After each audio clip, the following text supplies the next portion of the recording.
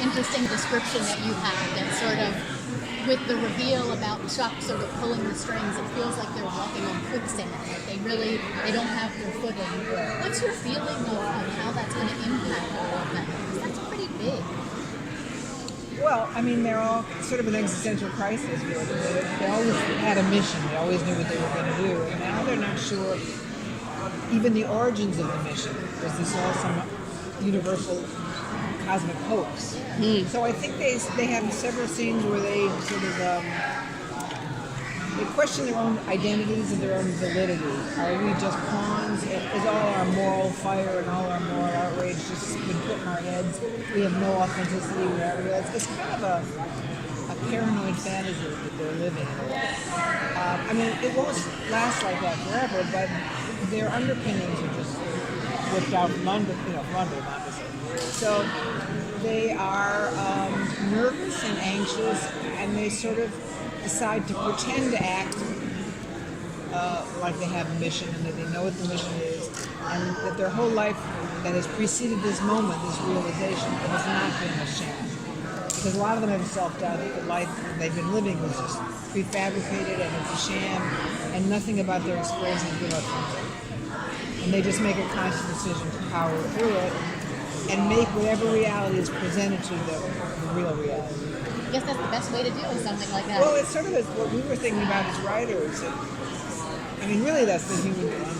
Who knows what's an illusion and what's not? So now it's just been made concrete in terms of a plot narrative. But in terms of the existential question of it all, I think we all experience it. We all make decisions to deal with it in different ways. So that's what they're kind of up against. And Dean is more fiery about it because he feels he's been hoodwinked, lied to one time too many, and Sam is a little more serene but still, troubled. I think it's Cass who at one point gives them a little lesson in it doesn't matter if Chuck arranged this whole thing, set up all these obstacles, this obstacle course which we call life. We made our decisions on what to do at every crossroad based on who we were. So it doesn't matter where the crossroads came from. We decided which way to go. And that gives Dean a little peace. I think he's the most troubled by it. Yeah. Thank you. So my question is, as a creator, this year and in the last couple of years, we've seen the horror genre and genre in particular, like fantasy, sci-fi, really get more respect. Can you talk about, as a creator and a writer and a producer and as a filmmaker and a series maker, how it is to really bring respect to that and utilize it for storytelling and talk about things like family trauma, how family interacts, especially with supernatural, because that's really the core of the show. I don't think we had when the show started, the mission was, I think, to do an hour horror film every week. And really pay attention to the elements of what make horror horror. And really put a lot of money into production and make it look good. And I think we really did break ground. Yes, there have been scary things and special effects on prior shows, but we really approached this and built up a post-production community that really worked on the physical nature of horror and the psychological results of that. But that takes you just so far as a writer, then you sort of realize you have to write about the personalities and the psychology of the people living in that horrible universe. So you end up once again revisiting just, what drama is. Love between brothers, betrayal between family members, hopes, dreams, promises, honor, deceit. And you do all that, so that could be in any genre. It's just packaged as a very classy horror genre. But it was so popular, and other horror shows started to, like you say, get on the bandwagon, and I don't think we ever set about trying to legitimize it. We only cared about legitimizing our own story, our own, and everything that came afterwards in terms of the trend. We just appreciate it because it feeds each other.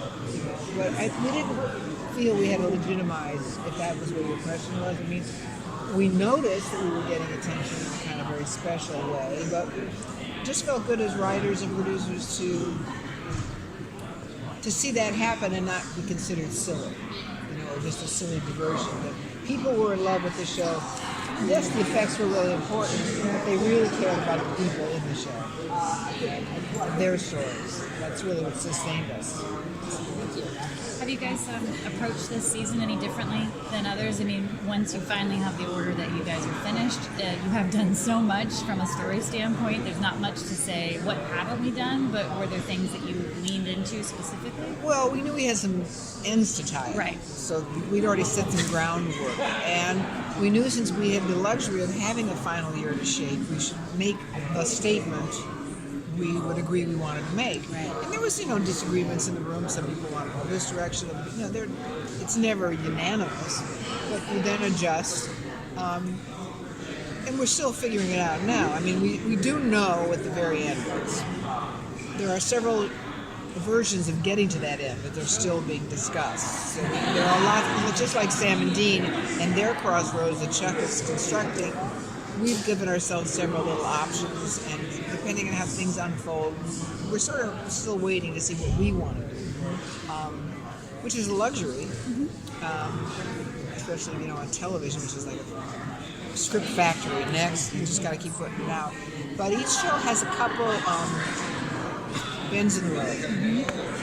We're not sure where we're always going to end up. I think that answers your question. Thank you so much for your time. I appreciate it.